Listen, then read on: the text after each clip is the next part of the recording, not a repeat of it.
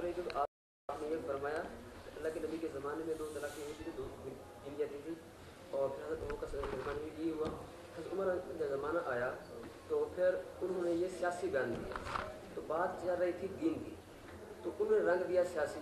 تو کیا صحابہ دین کو سیاست میں شامل کرتے تھے اور سیاست کو دین میں شامل کرتے تھے؟ یہ صحابہ کے اوپر ایک تو مسئلہ ہوتا ہے. نہیں، اسی پر رک جائیں نا، پھر آگے بات دوسری سن لیں. آپ یہ سن لیں کہ دین میں سیاست کوئی بری بات نہیں. یہ جو ہمارے یہاں نا کہ سیاسی دین بدل دی، یہ نہیں بات. حکمران کو سیاست کا اختیار، آپ فقہ کی کتابیں پڑھیں جہاں حدود کا بیان. کئی ایسی سزائیں ہیں جو آپ سنیں گے تو امام ابو حنیفہ رحمۃ اللہ علیہ فرماتے ہیں اس میں حد نہیں ہے. جو شرعی سزا ہے نا مقرر زنا کی، وہ نہیں ہے، مگر اس کے ساتھ یہ کہتے ہیں کہ قتل بالسیاست جائز ہے. اگر عدالت محسوس کرے کہ یہ تو کئی بار پکڑا گیا، بعد نہیں آتا، تو اب اس کو قتل کی سزا دینی چاہیے، حالانکہ اصل میں نہیں ہے.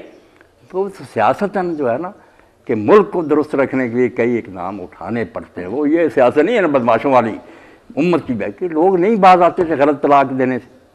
دین اب سب مانتے ہیں، حنفی حضرات بھی مانتے ہیں طلاق اصل تو یہی کہ ایک طلاق دو، خاموش رہو. 3 حیض کے بعد وہ خود بخود نہیں. اگر کوئی بیوقوف اکٹھی دیتا اس کو حرام کہتے ہیں، طلاق بدعت. اب یہ کہتے ہو جاتی ہے حضرت عمر نے، وہ سیاست تھی، یعنی سزا تھی کہ تم نے کیوں شرعی طریقہ اختیار نہیں کیا، جا اب روتے رہو. اور ساتھ ہی کہا کہ تم میں سنسار کر دوں گا اگر حلالہ کیا. واقعی لوگوں کو غلط طریقہ سے ہٹانے کے لیے بڑی اچھی بات تھی. مگر اب جب ہو گیا کہ 3 مانو ساتھ ہی حلالہ جو ہے جائز کر دو، یہ تو حضرت عمر رضی اللہ کی رائے کے اور ان کے خیال کے بالکل الٹ ہو گیا کہ بدماشی کا دروازہ کھول دی. تو سیاست کو آپ برا نہ جانیں. اگر آپ نے دیکھنا ہوگا تو جتنی فقہ کی کتابیں نا چوٹی کی، وہاں سے قتل سیاستاً آپ کو نکال کر دکھائیں گے. اب امام ابو حنیفہ رحمۃ اللہ علیہ کی بات تو خطرناک ہے، میں سنا رہا ہوں کہ یہ غیر مسلم حضور کی توہین کریں، ان کو سزائے موت نہیں دی جا سکتی. وہ کہتے ہیں جب ان کو اپنے ملک میں رہنے کی اجازت دی تھی تو میں پتہ نہیں تھا کہ وہ حضور کو جھوٹا جانتے ہیں، کذاب کہتے ہیں، دجال کہتے ہیں. کیوں ان کو اپنی ریت مانا تھا؟ اس لیے مسلمان ایسا کرے تو یہ توہین رسالت ہے، اس کو سزا دو. غیر مسلم کو کیوں دیتے؟ یہ امام ابو حنیفہ رحمۃ اللہ علیہ کا فتویٰ. مگر ساتھ ہی لکھا اگر کوئی حرام دادہ بار بار کرے اور نہ باز آئے مسلمانوں کے جذبات جو ان کو نقصان پہنچائے تو اصل میں سزا نہیں ہے مثل یقتل سیاست، ملک کی انتظام کے لیے اس کو قتل کیا جائے. تو سیاست پر آپ ناراض نہ ہو. حضرت فاروق اعظم رضی اللہ عنہ نے لوگوں کو صحیح طریقے کی طرف لانے کے لیے کہ یہ سنت طلاق پر آ جائے ایسا کیا تھا. مگر بعد میں بات ان کی جو ہے لوگوں نے الٹ لی کہ حلالہ جائز کر دیا، طلاق 3 ہی مان لی، واپس نہ لائے سنت طلاق کی. آپ دیکھ لیں طلاق احسن حسن بدعت ہر فقہ کی کتاب میں کہ ایک ہی دینا سب سے اچھا، مہینہ کے بعد دوسرا نمبر، اور اکٹھی 3 دینا حرام. تو میں نے کوئی ایسی بات نہیں کی جو توہین کی، معاذ اللہ. میں حضرت فاروق اعظم کو جانتا ہوں کہ وہ شاہکار رسالت، حضور نے نمونے کا آدمی پیدا کیا جس کے نظام حکومت جیسا کوئی نظام نہیں قائم کر سکے.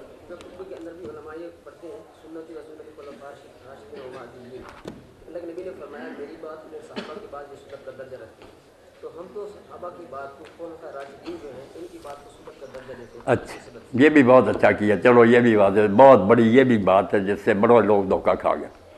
یعنی دین آدھا حضور دے کے آدھا خلفائے راشدین دیں گے. پھر جو اعلان ہوا تھا کہ آج دین میں نے مکمل کر دیا، وہ جھوٹا اعلان تھا. سورہ مائدہ غلط تشریح حدیث پاک کی کرنے.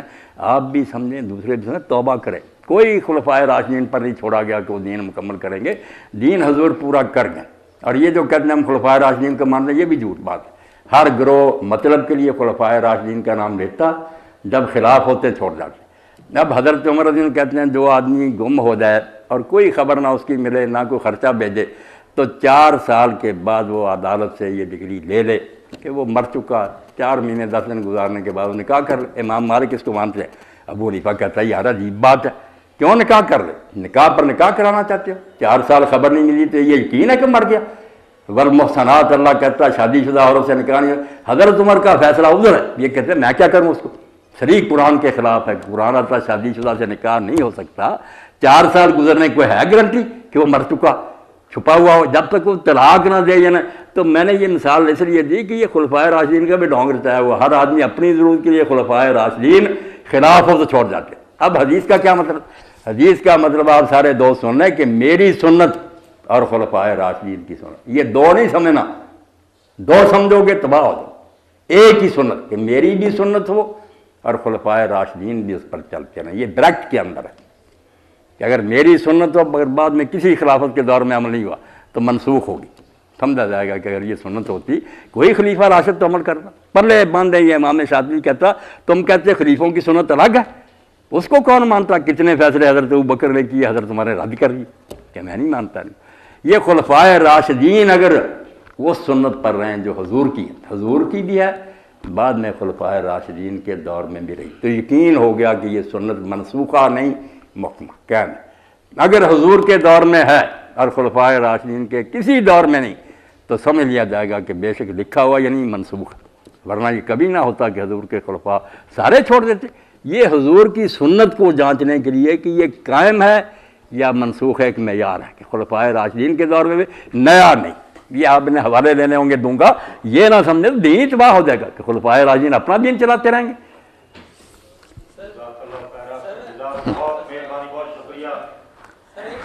شکریہ تو میں بچوں کا ہاں بالکل, یہ بچے اساتذہ میرے لیے انتہائی قیمتی ہیں.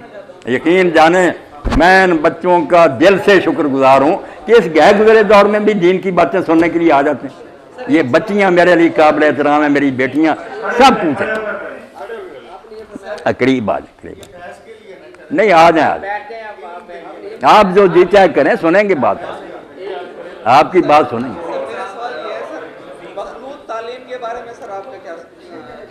اب بیٹا جو باتیں آپ کامن سینس سے سمجھتے ہیں مجھ سے کیوں پوچھ رہے ہیں آپ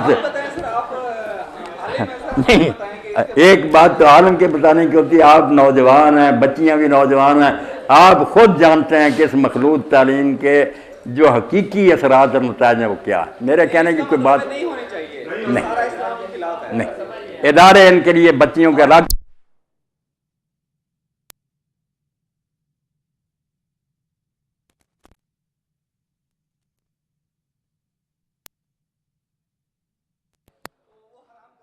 نہیں. ایسا لباس جو تنگ ہو نا, وہ پینٹ سینٹ ہو یا قمیص بھی ہو کہ بالکل چست ہے اور ہر شے اس میں نظر آ رہی ہے, وہ تو غلط ہی بات ہے.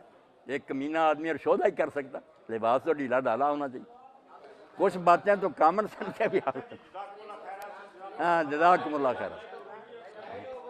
میں نے یہ پوچھنا تھا کہ جب ہم نیچے سے بال کاٹتے ہیں ناف سے تو اس کا طریقہ کار کہاں سے کہاں تک اس کا مطلب سنت طریقہ ہے؟ نہیں سنت سارا ٹھیک ہے, آپ جانتے ہیں زیر ناف بھی ہوا یہاں سے شروع کر کے نا جو ہے نا سارے صاف کر کہاں تک یہ حصہ جو ہے نا شرمگاہ اس کے ارد گرد بھی جو خوشی ہے, مطلب یہ جو ہمارے پٹ ہوتے ہیں ان کے سائڈ سے بھی اتار سکتے ہیں پٹ جو ہوتے ہیں یہ جو لیگ نہیں ویسے تو آپ سارے بدن سے اگر اتار لیں نا وہ کوئی منع نہیں ہے.